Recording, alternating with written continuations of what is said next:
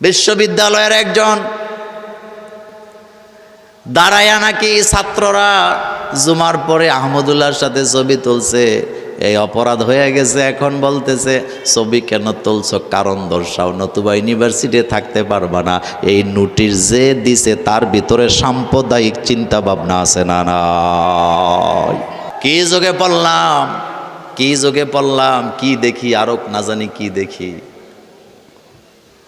আলেমের সাথে চললে সন্দেহ করে, ছবি তুললে চাকরি থাকে না। শায়েখ আহমদুল্লাহ নামে একজন লোক আছে না নাই? জোরে কর না। বাড়ি কই? লক্ষ্মীপুর। কোথায়? ভালো মানুষ না খারাপ মানুষ? কোন দল করে না, সমাজের লোকদের জন্য কাজ করে। বন্যার্থদেরকে বাড়ি দেয়, ঘর দেয়, তান দেয়, আগুনে পুইরা গেলে বাড়ি বানায় দেয়, চিকিৎসা নিতে না পারলে চিকিৎসা কইরা দেয়। কাজ ভালো না খারাপ? আরো জোরে বলবেন। শায়েখ আহমদুল্লাহ বাংলাদেশে কয়জন? কোটি কোটি টাকা মানুষের জন্য খরচ করে, কত জায়গায় যায়, কত মানুষের কর্মসংস্থানের ব্যবস্থা করছে। যার রিক্সা নাই তারে রিক্সা দেয়, যার ঘর নাই তারে ঘর দেয়, যার বাড়ি নাই তারে বাড়ি দেয়, যার জমি নাই তারে জমি দেয়, যার মাইয়া বিয়া হয় না তার মাইয়া বিয়া পড়ায়া দেয়। কয়দিন আগে দেখলাম প্রবাসীদের জন্য ট্রেনিং এর ব্যবস্থা করছে। রিক্সাওয়ালাদেরকে ট্রেনিং দেয় প্যাসেঞ্জারের সাথে কেমন আচরণ করতে হবে, কারণ রিক্সাওয়ালাদের মধ্যে কেউ কেউ আছে আচরণটা কেমন করতে হবে এটাও জানে না। এই শিক্ষা আহমদুল্লাহ দেয় নাকি দেয় না? বিশ্ববিদ্যালয়ের একজন দাঁড়ায়া নাকি ছাত্ররা জুমার পরে আহমদুল্লাহর সাথে ছবি তুলছে, এই অপরাধ হয়ে গেছে। এখন বলতেছে ছবি কেন তুলছো, কারণ দর্শাও, নতুবা ইউনিভার্সিটি থাকতে পারবা না। এই নোটিশ যে দিছে তার ভিতরে সাম্প্রদায়িক চিন্তা ভাবনা আছে না নাই? একটা কথা বলি আপনাদেরকে, আপনারা কুমিল্লার মানুষ। কুমিল্লা চান্দিনায় একটা মডেল মসজিদে ইমাম নিয়োগ হয়েছে। কোন মসজিদে? ইমাম ফার্স্ট হয়েছে। উনি যিনি ফার্স্ট হয়েছে ওনার চাকরি হবে। তো টিউনি ছিল হিন্দু। এখন টিউনিরে কে জানি নিয়ে দেখাইছে,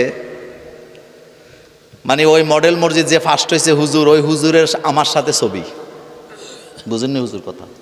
কার সাথে ছবি? মোল্লা নাজিমের সাথে। এখন চাকরি হবে না, মোল্লা নাজিমের সাথে ছবি কেন? কথাটা সহজ করে দেই, চাকরি হবে না শুধু একটা অপরাধ, মোল্লা নাজিমের সাথে ছবি পাওয়া গেছে।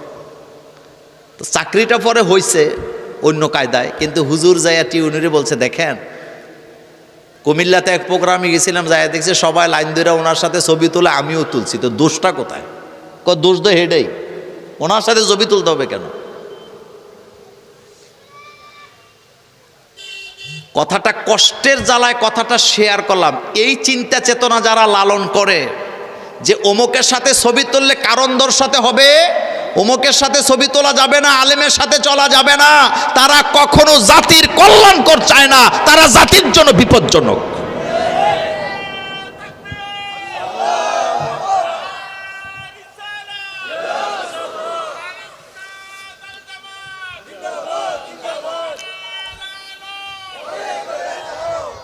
আমার কলিজার ভাইয়েরা, আহমদুল্লাহ সমাজ গঠনে তার অবদান আসেনি?